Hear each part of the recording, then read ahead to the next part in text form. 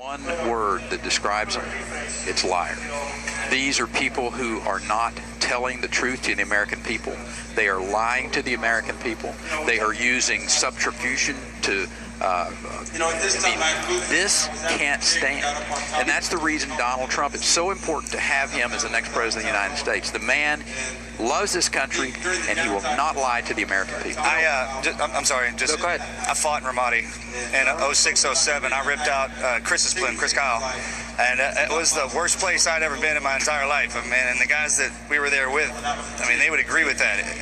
And how hard we fought to liberate that country, or that city, Ramadi. And then I remember watching the news when it fell again. And you hear the Vietnam guys, or the older war guys, when they hear about that happening to this. And that was a problem. They fight, bleed, and die, and then we hand it back. How do we ever ask our young men and women to serve when they're going to sacrifice, do their job, and succeed, and then we give it back to a worse enemy that now can finance their terror with the oil money because of the areas that they captured that we gave to them because we pulled out? I'll say that from the military perspective on this end, that we look through that blindly.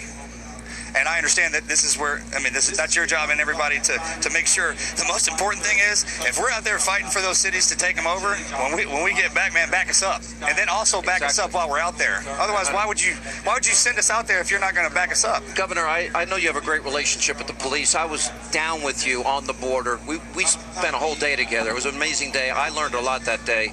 And I saw how much respect you had for all of these guys. And being from Texas, I can't imagine what you felt when you saw these guys assassinated, the ambush that took place in Baton Rouge.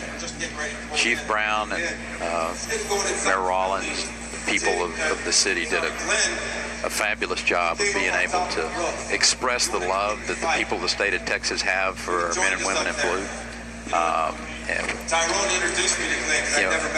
Again, when the American language gets to the point where we can all express it appropriately, then we will. But this is heart-wrenching to see. These are moms and dads. These are just regular folks that you see at the grocery store. That your cousins. It's more than that. What I do, you got to understand. The police officers, you're not born into that. That's not a recruitment thing. These people actually live from our communities, and they step up to do that. Yeah. And on it, Americans do not like to deal with other people's crap. And the fact that a police officer would step up and deal with somebody. Black Lives Matter to chant, what do we want?